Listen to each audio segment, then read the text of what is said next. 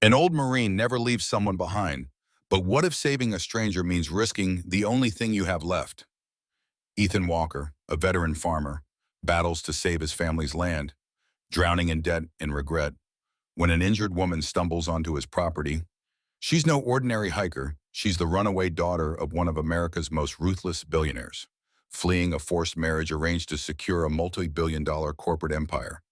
Now, Ethan must decide between turning her in for a life-changing payout or protecting her against an enemy more powerful than any he faced in combat. Will honor overcome desperation? Will courage defeat greed? Keep watching to uncover how a chance encounter ignites a dramatic battle for freedom, dignity, and redemption. If you love stories of ordinary heroes fighting extraordinary battles, hit that subscribe button now. Support our channel and then stay tuned for more gripping tales of courage, sacrifice, and old-fashioned American grit. Ethan Walker stood at the edge of his sun-scorched fields, shoulders weighed down by a lifetime of labor and a fresh notice from the bank. The crisp sheet of paper in his calloused hand read, "Final warning" in bold letters, its meaning clear as the midday sun. 3 decades he had toiled on this land, and generations of Walkers before him had weathered war, drought, and economic depressions, but the threat of foreclosure now loomed larger than any storm cloud. Ethan was 47, a widower, a father who rarely saw his own daughter, and a veteran whose nights were haunted by memories from battlefields far away. Though strong in build, the lines of hardship etched around his eyes revealed a man holding on by a thread. As a boy, he had run barefoot through these same fields, chasing after his father, dreaming of the day he would steward Redwood Farm himself. Now he stood at the brink of losing it all, like a guardian forced to surrender his post. A gentle breeze rustled the brittle corn stalks, carrying with it the soft pant of Ranger, his aging German Shepherd mix. The dog had been his constant companion ever since Ethan returned from deployment overseas. Ranger limped a bit, a testament to the shrapnel that had once torn through Ethan's convoy, but he never lost his vigilance. He sensed Ethan's despair and pressed his large head against his master's thigh in a comforting gesture. Ethan bent down, absently ruffling the dog's ears. "I'm all right, oh boy," he murmured. Though he wasn't sure if that was entirely true, he walked on, boots crunching over the barren soil, heading toward the old oak that stood on the southeastern boundary. Beneath that tree lay a simple grave marker. His late wife, Evelyn, had found her final rest under the shade she loved in life. "I don't know how much longer I can hold on," he said quietly, standing at her graveside. It was a confession offered to the wind, to the memory of a woman who had believed in him long after he'd stopped believing in himself. He had promised her 2 things when she fell ill: that their teenage daughter, Stella, would have every chance to flourish, and that Redwood Farm would stay in the family. Now Stella was living with her aunt in the city, a choice made so she could attend a better school, and the bank threatened to repossess the only home Ethan had ever known.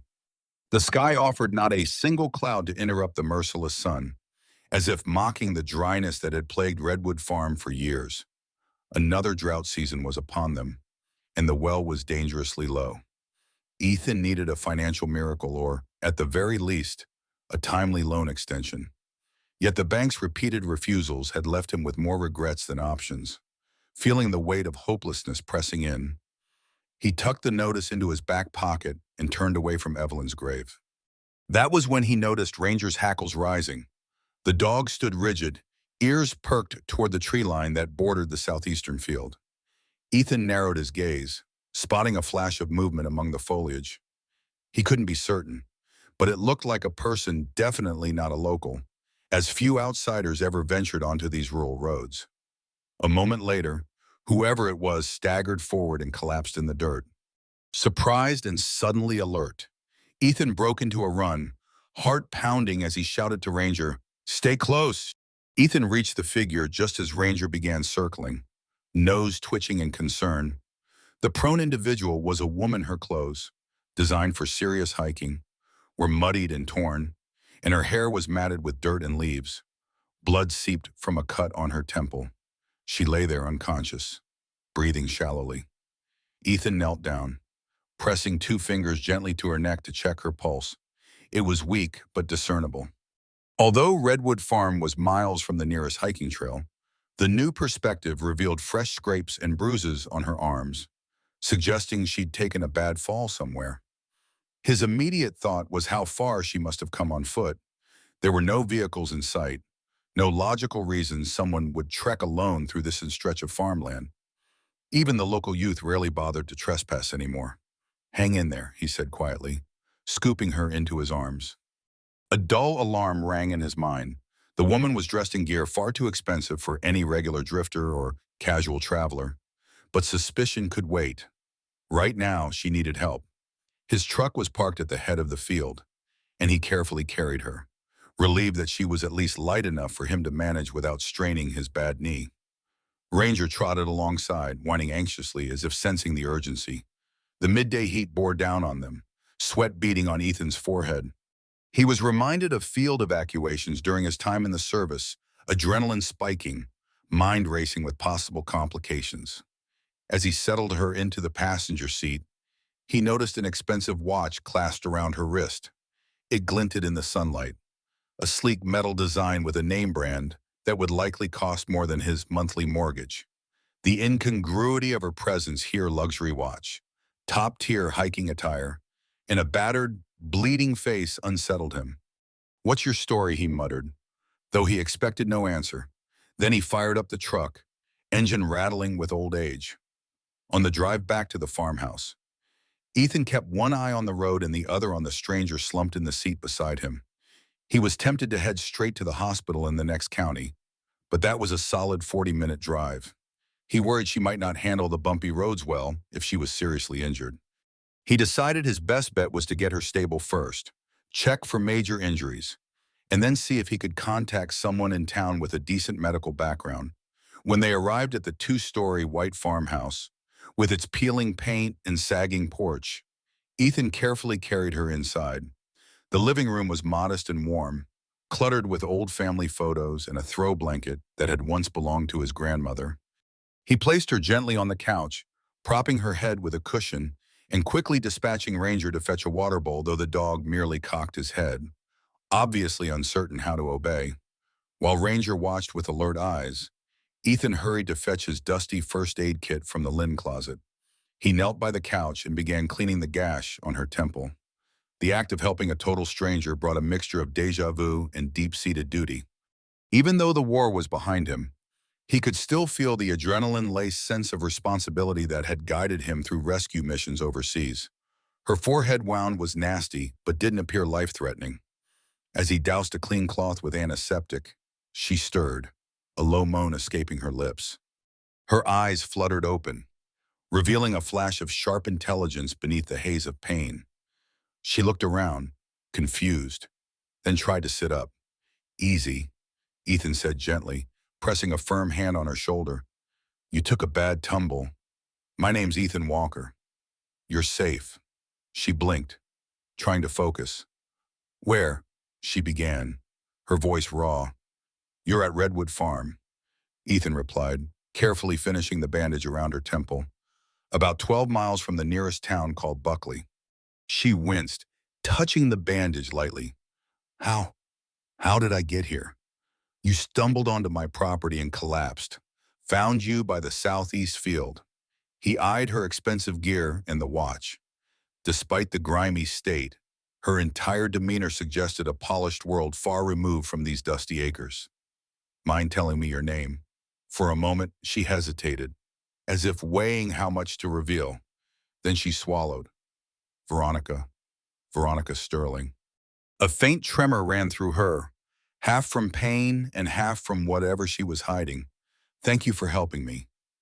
Ethan nodded, rummaging for an ice pack. "Well, Veronica, you've got a nasty cut and probably some bruised ribs. I'm no doctor, but I've seen enough injuries to guess you'll need rest." He paused, observing her labored breathing. "You hurt anywhere else?" She drew in a shaky breath. "My ankle. Twisted it or something." Gingerly, Ethan set her foot on the couch's armrest, removing her muddy boot. The joint was swollen and discolored. "Looks like a sprain. Or worse. Let me get you some ice." Veronica exhaled, still disoriented. Her eyes darted around the cozy living room pictures of a younger Ethan with a bright-eyed woman, an old wedding photo, a teenage girl holding a basketball, and numerous black and white portraits of older relatives. In the corner, a tattered American flag folded into a triangle stood atop a shelf, alongside medals and a photograph of a Marine unit. It struck her as a place steeped in family history and quiet pride, the complete opposite of the world she'd left behind. She mumbled an apology as Ethan carefully elevated her ankle and wrapped it with a bandage and an ice pack. Then he offered her a glass of water, which she sipped gratefully. "I'm sorry," she managed, her voice quivering. "I didn't mean to trespass." "You're not trespassing," Ethan said simply, though his gaze remained cautious. "But I do need to know if anyone's looking for you. You in trouble with the law?" At that, Veronica's face paled. She shook her head vehemently. "No, I'm not a criminal. Just," she searched for the right words, "just trying to get away from a situation. I'd really appreciate it if you didn't call the police or anyone else right now." Ethan studied her for a moment. He recalled that the bank was on the verge of repossessing his land, that he had plenty of troubles of his own.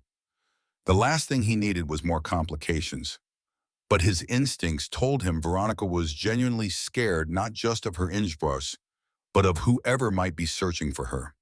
"All right," he finally said, "I won't make any calls. But if that ankle doesn't start healing, you might not have a choice." She nodded, exhaling in relief. Her eyes fluttered shut again, exhaustion pulling her under.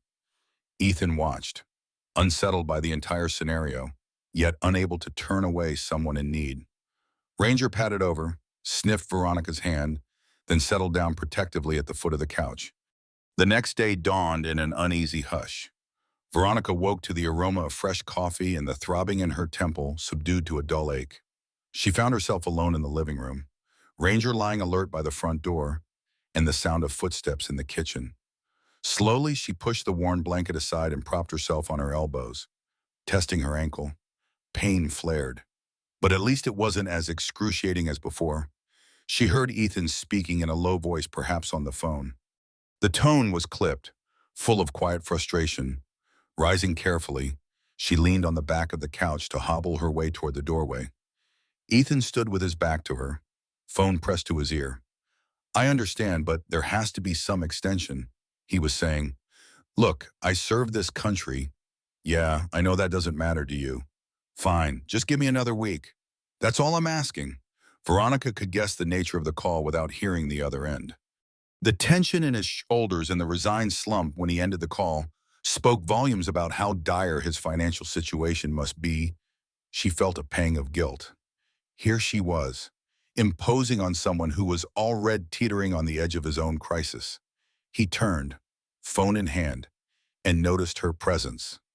His expression softened slightly. "How's the ankle sore?" she admitted. "But I can manage."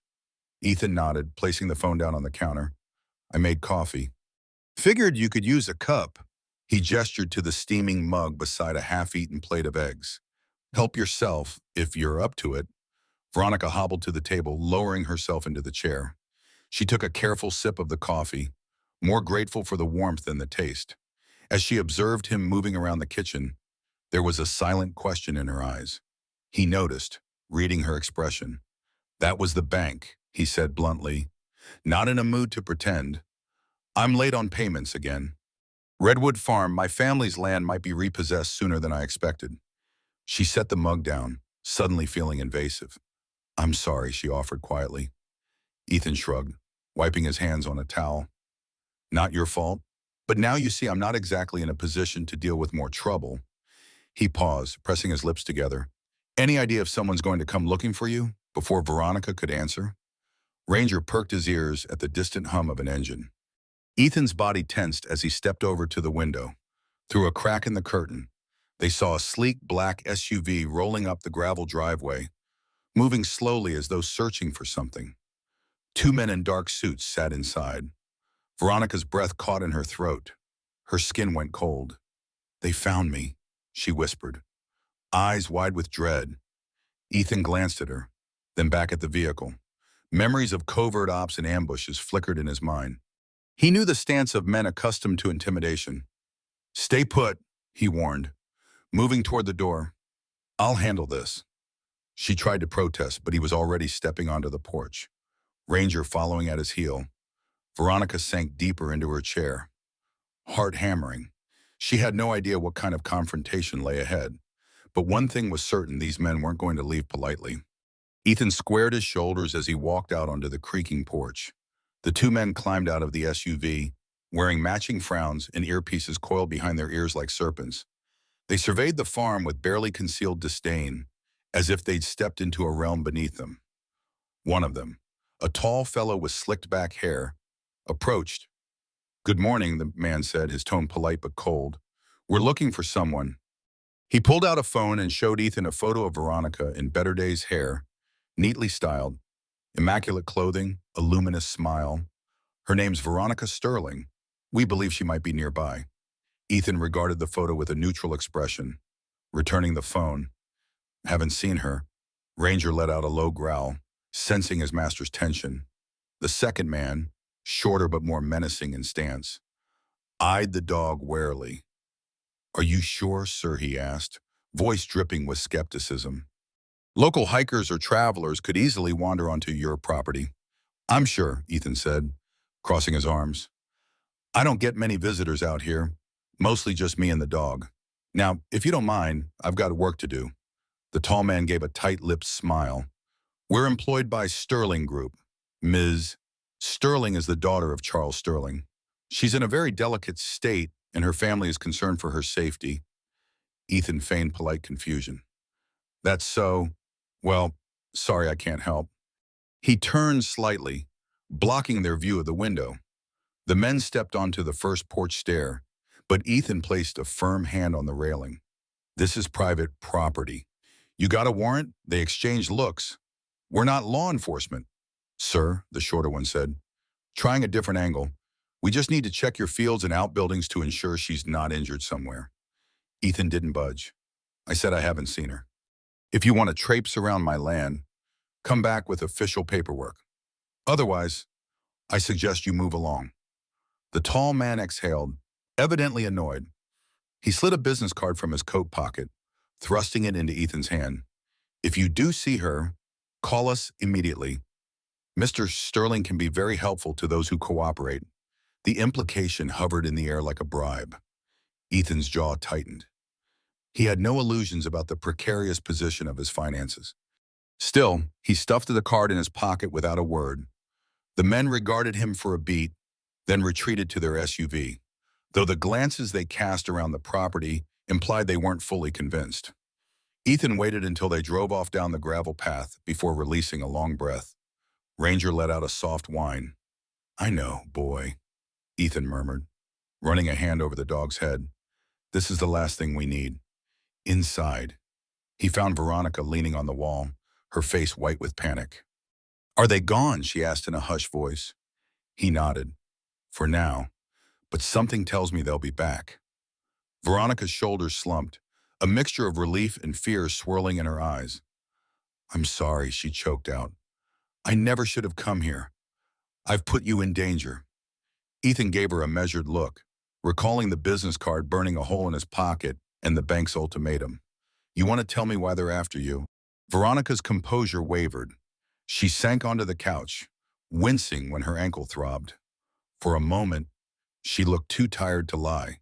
"Charles Sterling is my father," she confessed, voice trembling. "He's CEO of Sterling Group, a multinational tech conglomerate, and I'm his only child." Ethan folded his arms. "So you're wealthy?" It came out more as a statement than a question. She let out a hollow laugh. "Wealthy doesn't cover it. Sterling Group handles everything from consumer electronics to private security contracts. My father plans to merge with Westlake Industries, another giant in the same sector. Part of that merger involves me." Ethan raised an eyebrow. How exactly? Her gaze dropped to the floor. "A marriage," she said quietly, as though the word itself left a bitter taste. "An arranged union between me and the heir of Westlake. It's a massive corporate move, billions of dollars on the line. But I don't love him. I don't even like him. Yet my father expects me to play along without question." Ethan leaned against the wall, digesting this. He was no stranger to duty. He'd served his country and sacrificed plenty. But the idea of being bartered away as part of a business deal struck him as abhorrent. "So you ran?" Veronica nodded, rubbing her bandaged temple. "I snuck out 2 nights ago, disabled the trackers on my phone and car, and tried to vanish. But I guess they found me anyway." A bitter smile crossed her face. "Money buys a lot of things, like top-tier security teams." Ethan let out a slow breath. "So if you go back, you'll be forced into this marriage." "More or less," she admitted. "My father is used to controlling every detail. He raised me to be an asset trained in business, finance, public relations. The only thing I wasn't allowed to do was live my own life." She paused, glancing at Ethan, perhaps expecting judgment. "I know it sounds ridiculous, running from privilege, but it's a cage, and I'm tired of being locked inside." He looked away for a moment, remembering the ways he'd felt caged himself by trauma, by the bank, by responsibilities to a farm he loved but couldn't save. "I'm not here to judge," he said finally, "but those guys will come back. And when they do, they'll bring more than polite conversation if they think you're hiding here." Veronica swallowed hard. "I understand if you want me gone." Ethan eyed the swirl of dust motes and a sunbeam cutting through the living room. "Part of me says that would be best. I'm close to losing this place, and I don't need more trouble. But you're injured, and I'm not about to throw you out on the street. That's not how I was raised." Her eyes glistened with gratitude, but she quickly brushed away the emotion. "I promise I'll figure out something soon. I can't let them drag you into my mess." Ethan nodded slowly, a knot of tension building in his chest. He wanted to protect Redwood Farm and maybe, just maybe, protect this woman who seemed even more lost than the land he stood to lose. "All right," he said, meeting her gaze. "We'll figure it out. But don't expect me to roll over for your father's goons." As the afternoon sun climbed higher, Ethan set Veronica up in the spare bedroom upstairs, near a window that overlooked the western fields where the soil was less parched. He brought in some crutches that had been gathering dust in the barn remnants of an old injury of his father's and adjusted them to Veronica's height. She tested them, wincing but soldiering on. While she rested, Ethan busied himself with the myriad tasks that came with keeping a farm afloat, even one on the brink. He tinkered with the worn-out irrigation pump by the barn, wrestling with rusted bolts and frayed hoses. Nearby, Ranger lay panting in the shade, casting frequent glances back toward the house as though afraid Veronica might vanish. In the late afternoon, Ethan walked to the mailbox at the end of the driveway, half hoping for a letter of reprieve from the bank. Instead, he found only another notice, the red text marking urgency. Sighing, he shoved the envelope into his jacket, refusing to let the news sink his spirits further for now. On his way back, he scanned the horizon, his senses sharpened, anticipating a return visit from those black-suited men. He spotted no cars, but the tension remained. By dusk, he'd prepared a modest dinner from canned soup, stale bread, and whatever fresh vegetables he could salvage. Veronica joined him downstairs, determined not to be a burden. She limped slowly, leaning on the crutches. Her face was still pale, and the bandage on her temple was conspicuous, but she held herself with a quiet dignity. Over the clink of spoons against chipped bowls, they exchanged fragments of their pasts in halting conversation. Veronica spoke briefly about growing up in a city penthouse, surrounded by tutors, bodyguards, and corporate functions. "I used to dream about living in the countryside," she admitted, "where no one recognized me, and I could be normal." Ethan avoided her gaze, his mind flipping through images of bombed-out villages and desert nights under fire. He swallowed, clearing the roughness in his throat. "I dream about saving this land," he said quietly. "My father inherited Redwood Farm from his father, and so on. It's been in our family for over a century. I promised my wife I'd keep it for Stella, our daughter." A gentle silence followed. Veronica seemed to sense the weight of that promise. Where is she now? With her aunt in the city, better schools, more opportunities. He said, voice thick, She's 16, brilliant, wants to be a scientist. If I keep her here, her future would be limited. I can't do that to her. Veronica reached across the table, gingerly placing her hand on his. You're giving her a chance. That's what parents do, and I'm sure she'll appreciate it one day. Ethan looked away, blinking back a sting of tears he rarely allowed himself. He couldn't shake the feeling that he was failing on every front, but hearing Veronica's gentle words offered a sliver of comfort. He rose abruptly, picking up the dishes. I'll clean up. You should get more rest. Veronica nodded, understanding he needed a moment. As she made her way back to the stairs, she paused by a family photo. In it, Ethan stood with an arm around a smiling woman, a young Stella beaming between them. Redwood Farm appeared lush and vibrant in the background flowers, green rows of corn, a bright sky. Veronica exhaled, longing for a life where such simple joy was possible. Night settled over Redwood Farm, bringing with it a deeper stillness that seemed to envelop every corner of the property. Unaccustomed to rural darkness, Veronica found herself wandering the house, limping from window to window, drawn by the silhouettes of far-off trees and the shimmering stars she rarely saw in the city's light pollution. She paused at the living room window, letting her thoughts drift. Ethan, meanwhile, was in the barn, finishing a last-minute repair on a leaky pipe. The overhead light flickered ominously, casting sharp shadows across tools and dusty rafters. He worked by instinct and muscle memory, his mind swirling with the day's events. Veronica's presence was a complication, yet he couldn't deny a glimmer of empathy, an echo of the times he had felt trapped in a situation beyond his control. Eventually, he returned to the house and found her at the window. Couldn't sleep, he asked softly. She turned, startled. I'm not used to silence like this, she admitted. There's always traffic or phones ringing in my world. Here, it's peaceful, but also unsettling, if that makes sense. He gave a small nod. Takes some getting used to. Sometimes you hear the coyotes howling, or the wind through the fields. Actually, I can't sleep in the city because it's too noisy. They shared a brief smile, an odd sense of mutual understanding forming between two people who, just 24 hours ago, were complete strangers. Tomorrow, Ethan began, leaning against the back of the couch. I'm going to try to fix the main irrigation pump. If that fails, I don't know what else I'll do. Maybe look for part-time work in Buckley. Her expression softened. Is there no other option? A loan or something? He laughed bitterly. I've been trying for months. But without steady income, the bank sees me as a bad bet. The farm's on the brink, and they won't gamble on a property that's essentially underwater figuratively and literally starved of water. Veronica was silent for a moment, her fingers tracing the window pane. I can't offer anything right now, she said slowly. But if I had access to my own accounts, maybe I could help. Ethan stiffened. The idea of taking charity grated on him, not to mention the suspicious timing. I'm not looking for handouts. She met his gaze evenly. I understand. I wouldn't see it as a handout, but as an investment.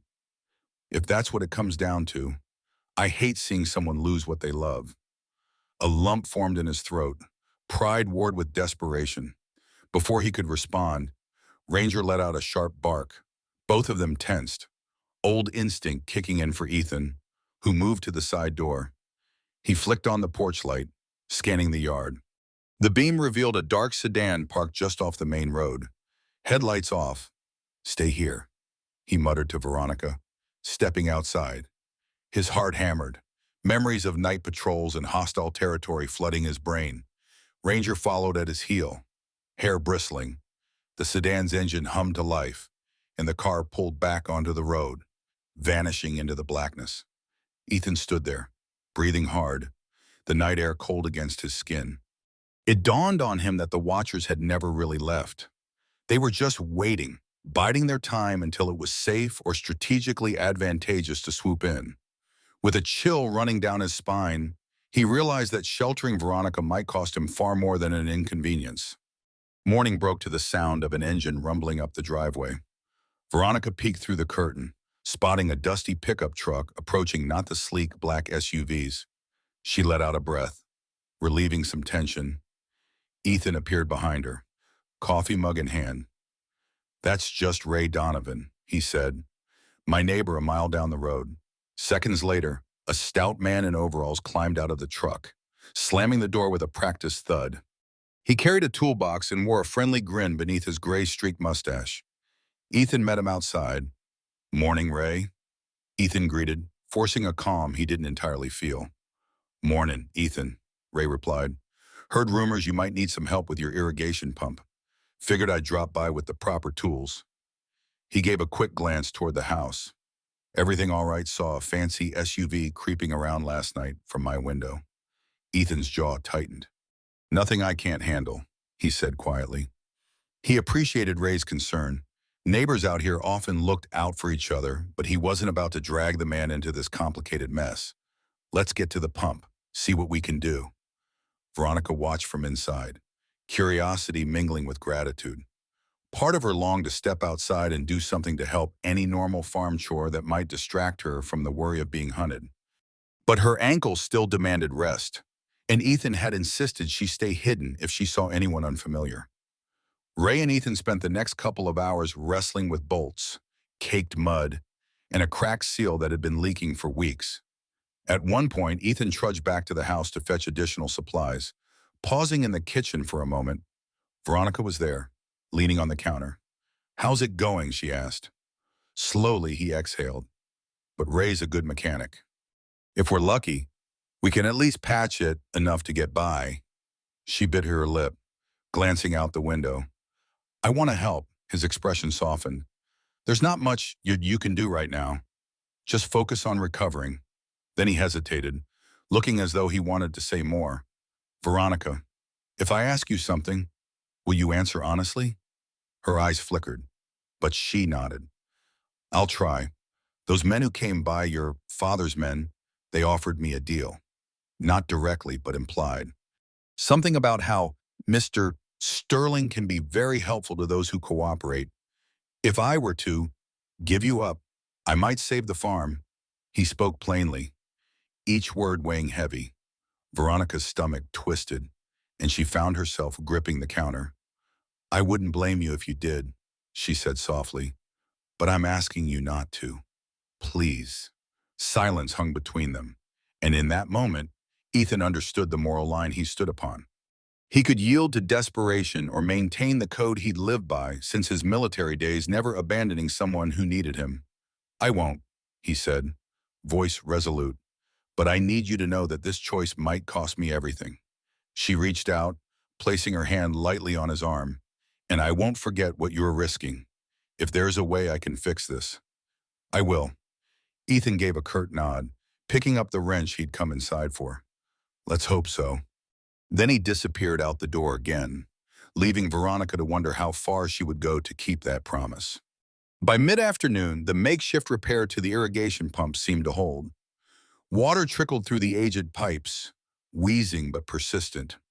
Ray packed up his toolbox, wiping sweat from his brow. "That should keep it going a while." "Ethan," he said, "but you're going to need a new pump soon, and that's not cheap." Ethan forced a grin he didn't feel. "I appreciate everything.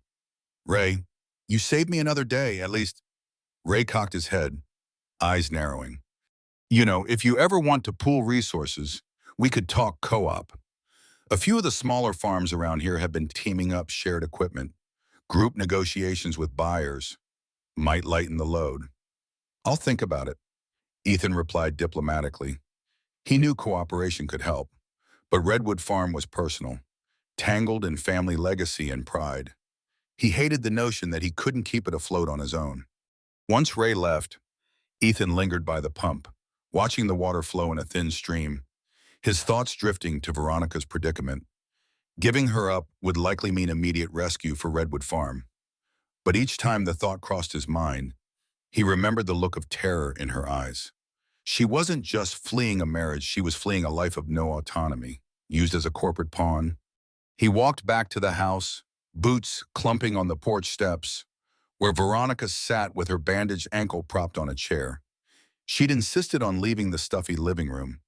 Despite Ethan's caution, there was a new hardness in her gaze, a resolve that hadn't been there before.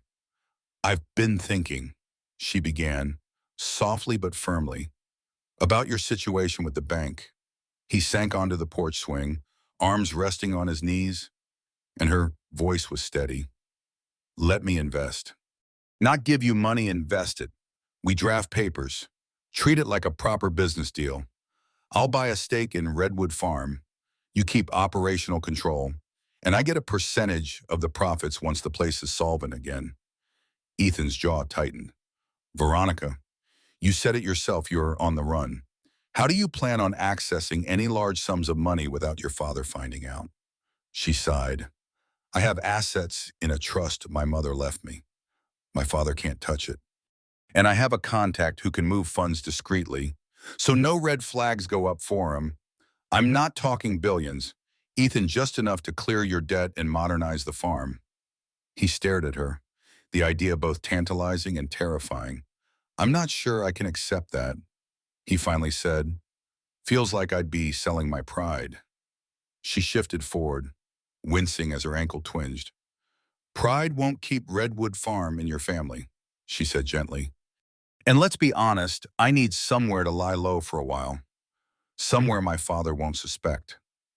This place, he'd never imagined me choosing it, so it's mutual benefit." Ethan ran a hand through his hair, torn. "You realize if you stay here, you're also risking the farm's safety even more. Your father's men aren't going to just give up." Veronica's gaze hardened. "Let them come. If we have legal grounds for me being here, a legitimate contract tying me to the farm, it complicates their approach. Besides, I can't run forever. I need to face him eventually on my terms, not his." He chewed the inside of his cheek, the weight of the decision pressing on him. "So you'd basically buy me out of debt, and in return, I let you stay here under the radar, help you figure out a plan." She nodded. "Exactly. We draw up paperwork so it's official and fair to both of us. And once you're stable, you can buy me out if you want, or we can continue as partners." Ethan leaned back, the porch swing creaking. He glanced toward the oak tree where his wife was buried, remembering that final promise. Slowly, he exhaled. "I'll think about it," he said gruffly. But deep inside, he knew it might be his only real chance. The next day dawned with a haze of humidity hanging low over the fields. Thunderclouds threatened on the horizon, promising the rain that farmers had prayed for but rarely received in recent seasons. Veronica, determined to regain some physical independence, insisted on practicing moving around the property with her crutches. Ethan accompanied her, pointing out the fields of dried corn stalks and the patch of tomatoes he still managed to keep alive near the house. "Used to be we had rows of vegetables and a few orchard trees," he recalled. "But the drought hit us harder each year. I couldn't afford the new irrigation systems, so everything suffered." Veronica examined the soil, the cracked earth, and the pitiful irrigation ditch. She tapped her chin thoughtfully. "With the right investment, you could switch to more drought-resistant crops, or maybe install a drip irrigation system that conserves water." He raised an eyebrow. "Sounds like you've done some research." She shrugged. "I might have read up on sustainable agriculture a few years back. My father was on a campaign about using tech to optimize farming, but it was mostly talk. I've found real potential in small-scale farms adapting eco-friendly methods." A flicker of hope crossed Ethan's eyes. He'd never met anyone with money who cared about the actual well-being of farmland. The bankers only saw numbers, and the local politicians only saw taxes. "Would be nice," he admitted, "but it'd cost more than I've got." Veronica didn't reply directly. Her silence hinted at the offer she'd made the day before. They continued their tour, passing the old barn with peeling red paint, its roof sagging dangerously. Inside, dust motes danced in the sunbeams as Veronica surveyed the antique tractor and the rusted tools scattered about. She noticed a row of old family photos tacked to a wooden beam, Ethan's father and grandfather, each standing proudly by a harvest or a new piece of equipment. Generations of walkers, etched into the heart of Redwood Farm. "Your ancestors built this from scratch, didn't they?" she asked quietly. Ethan nodded. My great-grandfather started it after the Civil War.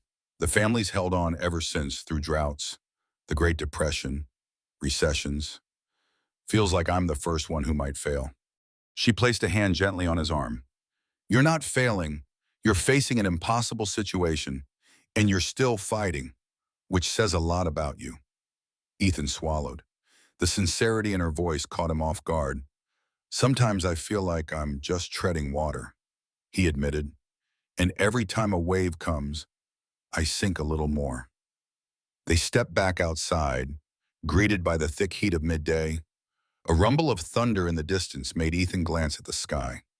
If we get a good rain, maybe it'll save some of the corn, he muttered. I can't remember the last decent storm. Veronica tilted her head, studying him. Ethan, you remember what I said? I'm serious. This isn't about giving you charity or playing savior. It's about mutual benefit. I need a safe place to regroup. You need capital to save the farm. He met her gaze. And how do you see this playing out when your father shows up with his lawyers and private security? Her jaw set. He can threaten all he wants, but if everything is legal and transparent, he'll have to negotiate. That's what the board expects. I might have more leverage than you think. Ethan nodded slowly, the storm clouds swirling behind him like a distant omen. All right, he said. We'll do it, but let's make it airtight. They drafted the agreement in the farmhouse kitchen, hunched over the scarred wooden table that had borne witness to countless family dinners and farm decisions. Veronica insisted on writing everything out in plain English before transferring it into legalese. A lawyer friend of mine will finalize it, she explained, but I want to make sure we're clear on every term. Ethan watched as she scribbled bullet points: capital infusion to pay off the bank, funds for upgrading irrigation, partial ownership stake for Veronica with no voting control over farm operations, future profit sharing once Redwood Farm became profitable again. The pen in her hand moved with steady purpose, as though each line was forging a path out of their separate nightmares. When they finished, Ethan stared at the papers, feeling both relief and trepidation. I never thought I'd have a business partner, he murmured, especially not one who shows up bleeding on my land. She offered a wry grin. Life's full of surprises. He exhaled, standing to stretch. Outside the window, the sky had darkened even more, the wind picking up. Veronica tensed, recalling the watchers who might be lurking out there. But Ethan's focus shifted to something else: an oncoming storm. Let's secure the barn, he said, voice thick with urgency. If we're lucky, it's just heavy rain, but this area sometimes gets tornado warnings. Veronica's eyes widened, but she nodded, following him out, even hobbling on crutches. She was determined to help. They rushed to tie down loose equipment, shut the barn doors tight, and move the tractor under the sturdiest part of the roof. The air crackled with electricity, thick with the smell of ozone and the promise of relief for the parched fields. Ethan's mind whirled with conflicting emotions. On one hand, a good rain, especially a torrential downpour, could revive some of his crops. On the other, a severe storm could destroy whatever was left. Veronica watched him, sensing the tension. I've never actually wanted it to rain so badly, she half shouted over the rising wind. He glanced at her, a sad sort of smile tugging at his lips. Welcome to the joys of farming. They managed to get back into the house just as the first drops started pelting the tin roof. Standing on the porch, they watched the sky open up. Sheets of rain cascaded onto the fields, turning the dust to mud in an instant. Thunder boomed overhead, making Ranger whine softly. A part of Ethan wanted to cheer water. Finally, but the storm's intensity made him uneasy. Wind rattled the windows, and lightning slashed across the horizon. Veronica gripped the porch railing, knuckles white. This is intense, she muttered.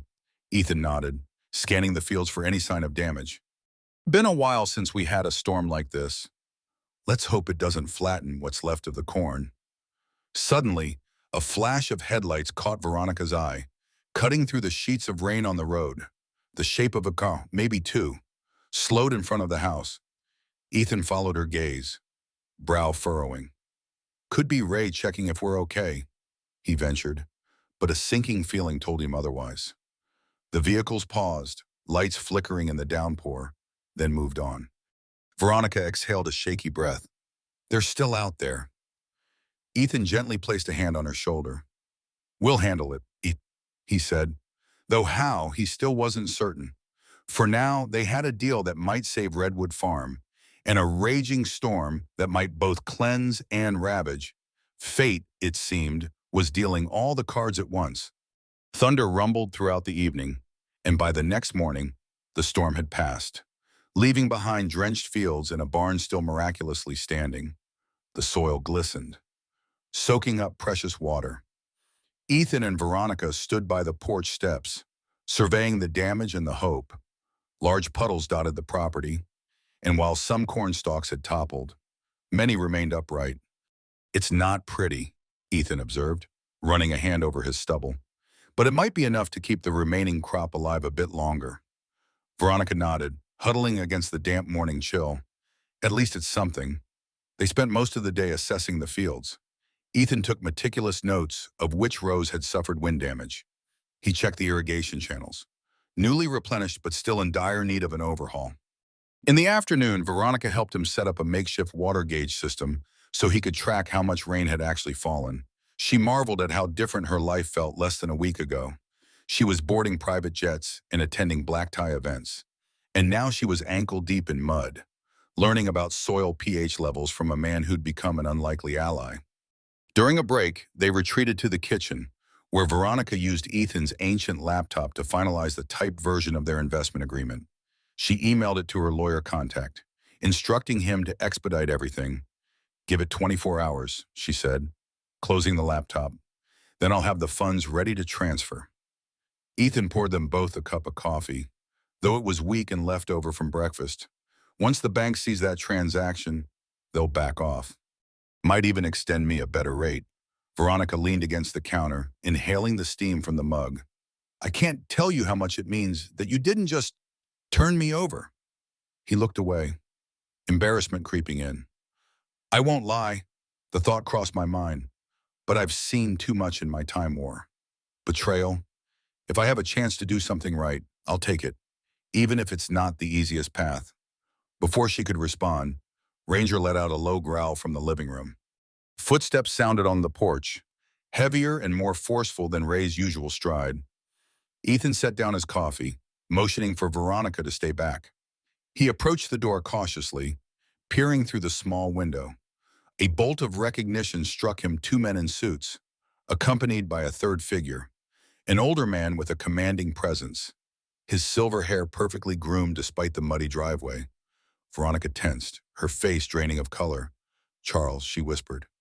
Ethan opened the door a crack, meeting the older man's intense gaze. Charles Sterling wasted no time. I'm here for my daughter, he said, voice clipped, eyes darting over Ethan's shoulder. Step aside. Ethan inhaled, feeling the tension radiate like static before a lightning strike. Mr. Sterling, this is private property, he said evenly. You're not welcome here without an invitation. Charles pressed his lips together, motioning to his security detail. I don't think you understand the gravity of the situation. Veronica is in a fragile state, and we've come to bring her home. In the kitchen, Veronica leaned against the wall, chest tight. She could picture her father's furious glare, the unstoppable force of his corporate power. Ethan stepped onto the porch, shutting the door behind him to keep Charles from barging in. The men in suits spread out, scanning the yard, no doubt sizing up every possible angle of entry. Ethan cleared his throat. You talk about her like a lost property. She's a grown woman, and if she doesn't want to leave, I'm not forcing her. Charles narrowed his eyes. Who do you think you are, some hero I could buy this entire county 10 times over? Don't test my patience. A flicker of anger rose in Ethan, but he kept his voice unsteady. Then maybe you should use some of that money to treat your daughter like a human being. Veronica heard muffled shouting from where she stood in the kitchen. Her hands trembled as she gripped the counter, flashes of memory tumbling through her mind. Dinners where her father barked orders at staff, board meetings where she was paraded around like a prize, endless lessons in how to smile, speak, and act to advance the Sterling Group's interests. The storm inside her raged as fiercely as any swirling outside. Unable to stay hidden, she forced herself to move. Her ankle protested, but she pushed through the pain, crossing the threshold and appearing in the doorway behind Ethan. Charles Sterling's gaze snapped to her immediately, piercing as a hawk's. His presence seemed to fill the porch, overshadowing even Ethan's tall frame. "Veronica," Charles said, voice dripping with authority. "Come with me, now. You've caused enough trouble." Her breath caught in her throat, but she mustered the courage to stand tall. "No, Father. I won't go with you just because you order it." He took a step forward, and Ethan instinctively put himself between them. The security men tensed. Ranger let out a menacing growl, the fur along his spine standing on end. Charles let out a derisive snort. "This is absurd. I've indulged your little rebellion long enough. Do you realize how much is at stake? The Westlake merger depends on your cooperation. Billions of dollars, thousands of jobs."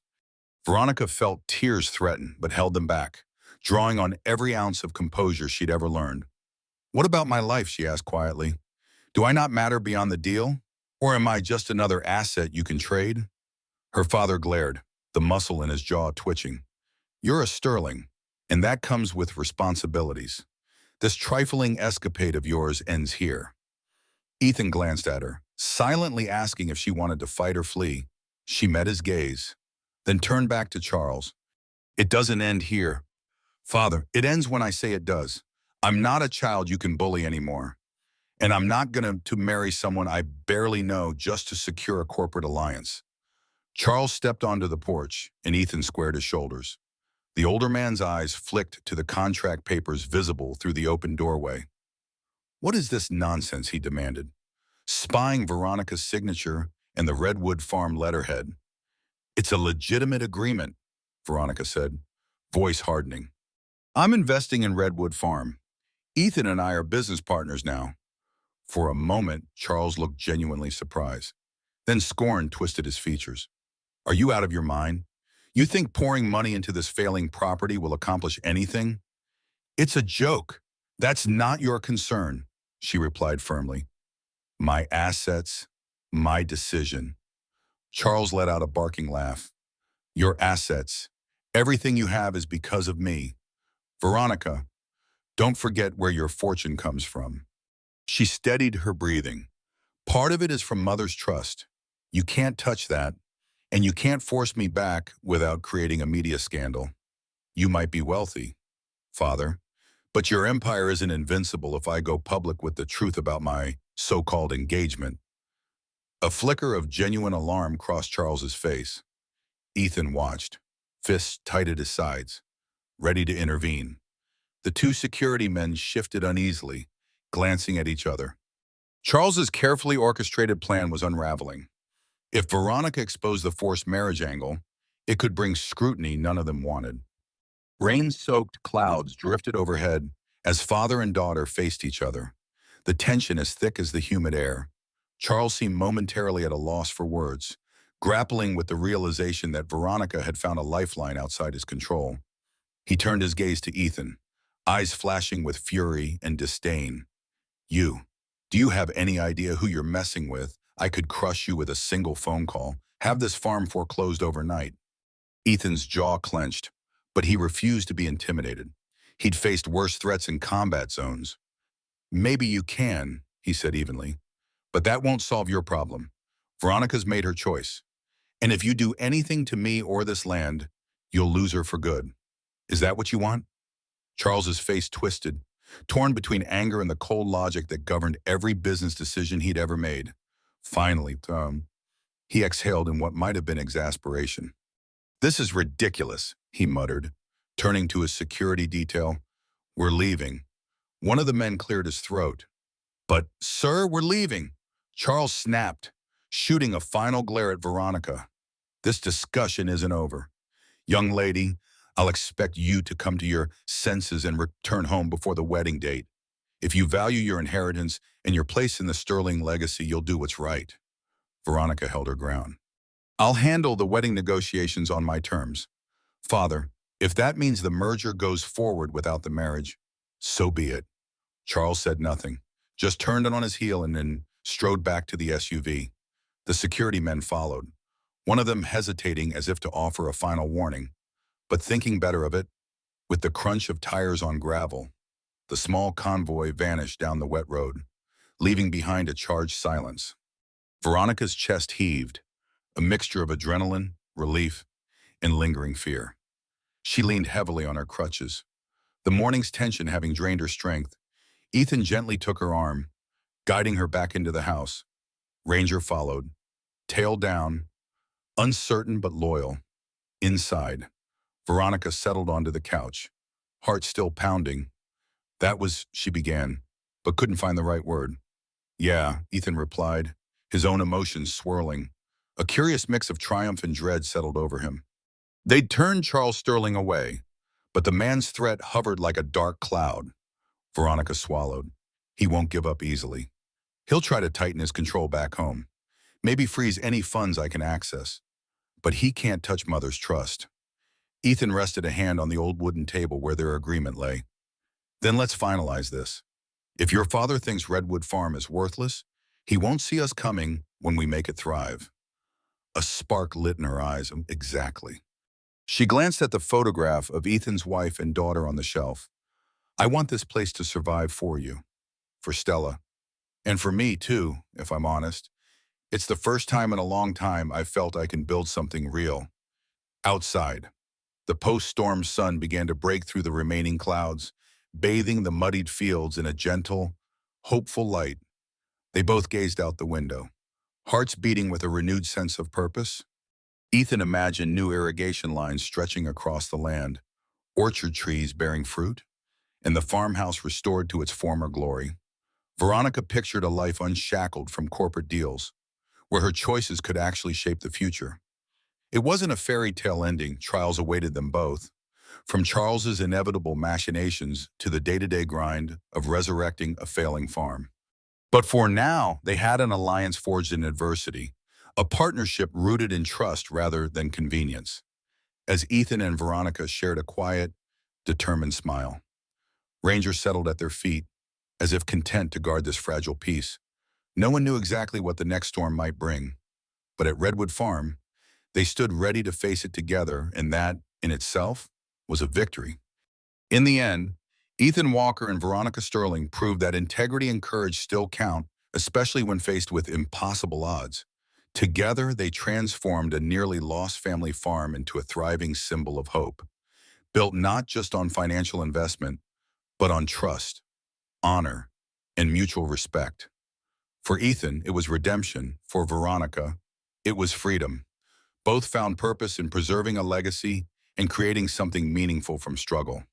Sometimes, a man's toughest battles aren't fought overseas, they're won at home, against overwhelming forces.